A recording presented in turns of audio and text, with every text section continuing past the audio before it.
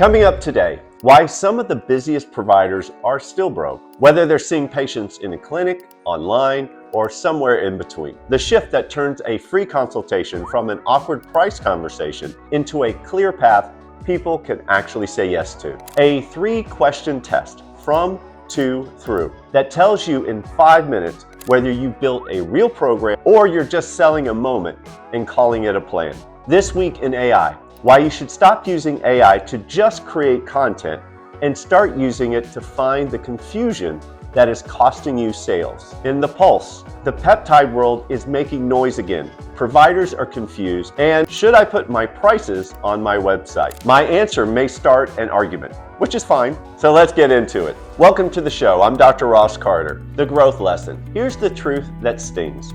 You can be busy and still broke. You can have a packed schedule, great reviews, happy patients, active clients, and still be one surprise expense from not making payroll. That is usually not an effort problem. A lot of providers are working so hard, they basically built themselves into a very stressful nonprofit. The problem is structure. Most providers sell a thing. In a clinic, it's an injection, a visit, a treatment. Online, it's a consultation, a lab review, or a session. Either way, the mistake is the same. The moment you sell a thing, you hand a patient a calculator.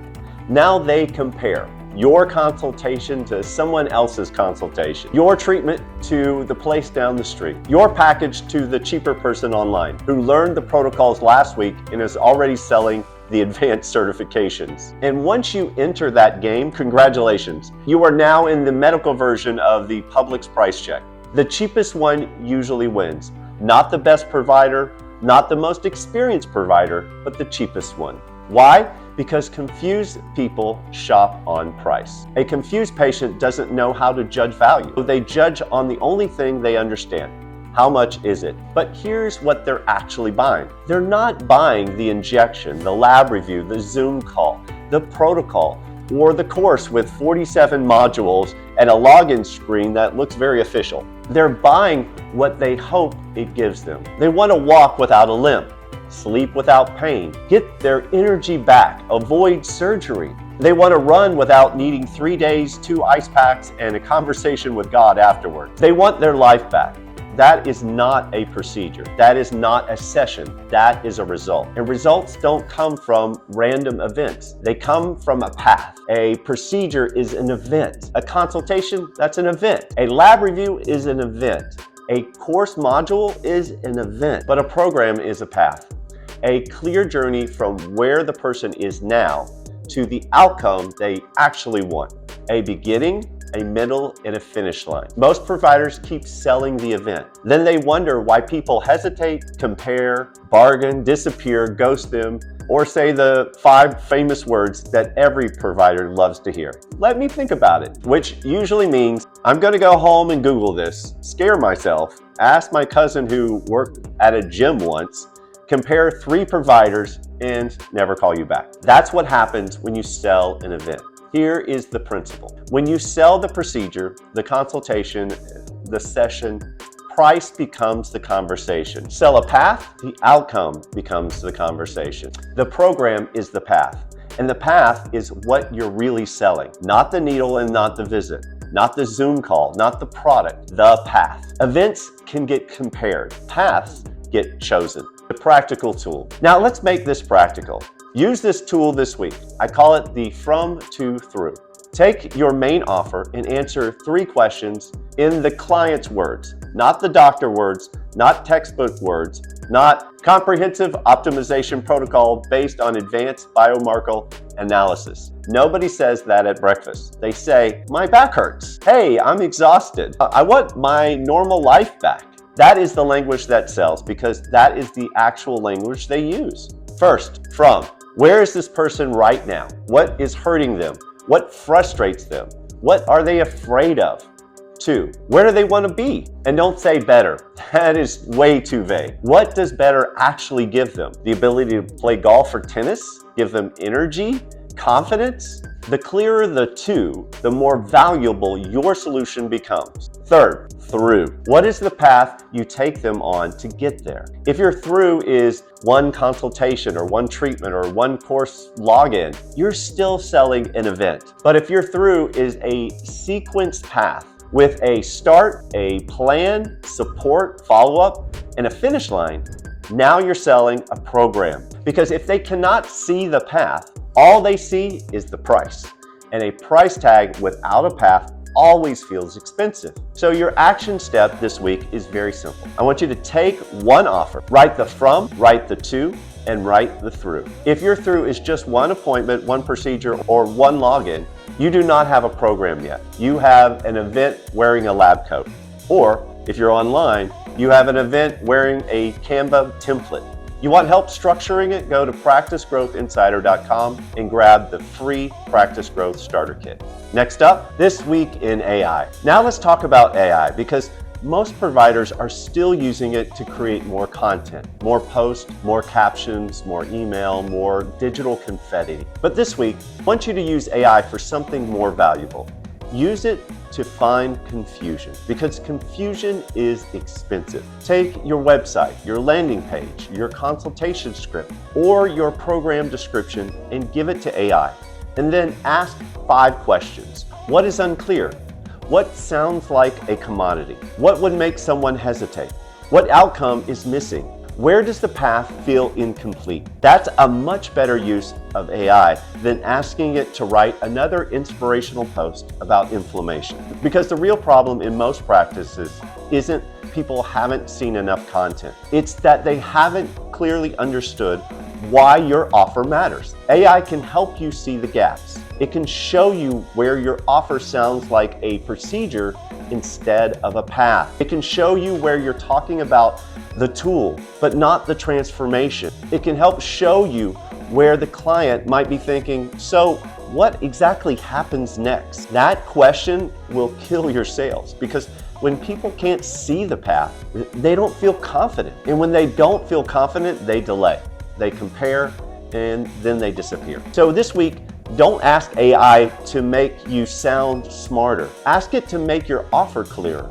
But here's the warning. Don't let AI invent your claims. Don't let it promise outcomes you can't back up. Don't let it turn your practice into a miracle cure with a checkout button. You are the expert. AI is simply a mirror. Use it to find confusion. Then use your judgment to fix it. Don't rebuild this from memory. I put in a fill-in-the-blank version inside the free starter kit at practicegrowthinsider.com. Now for the pulse. The one story worth your attention this week. There has been a lot of noise in the peptide world.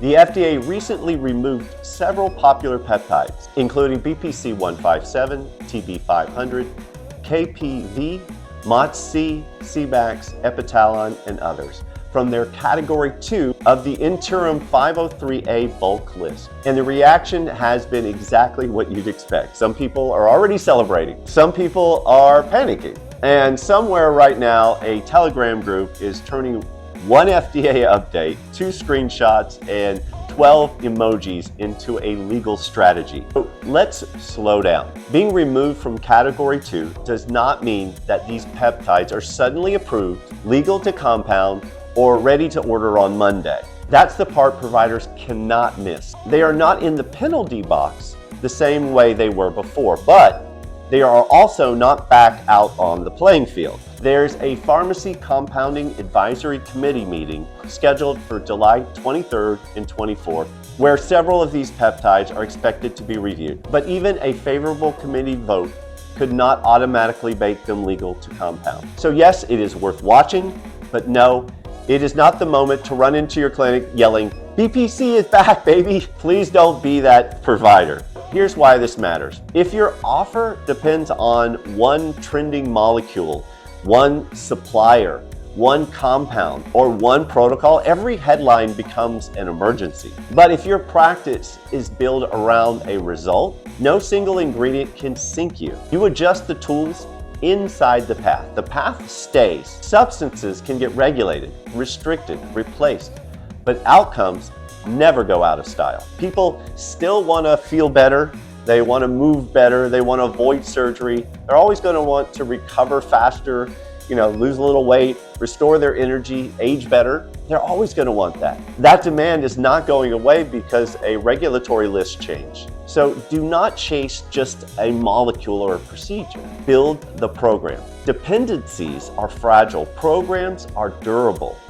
And as always, confirm the current FDA list, dates, pharmacy status, and legal implications before making clinical or sourcing decisions.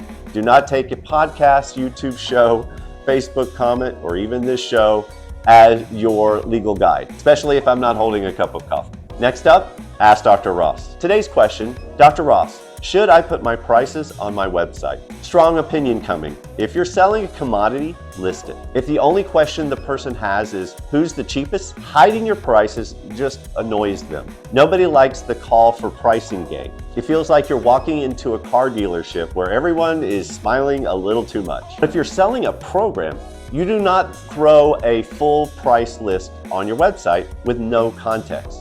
This is not about being sneaky. It's about sequence. A price on a website with no path attached to it is just a number floating in space. A number by itself usually creates one reaction. That's a lot. Because they have not seen the journey. They have not seen the outcome. They have not seen the support. They have not seen why your program is different from the cheap consult, a random treatment, or the free video they found online. Now, fair point.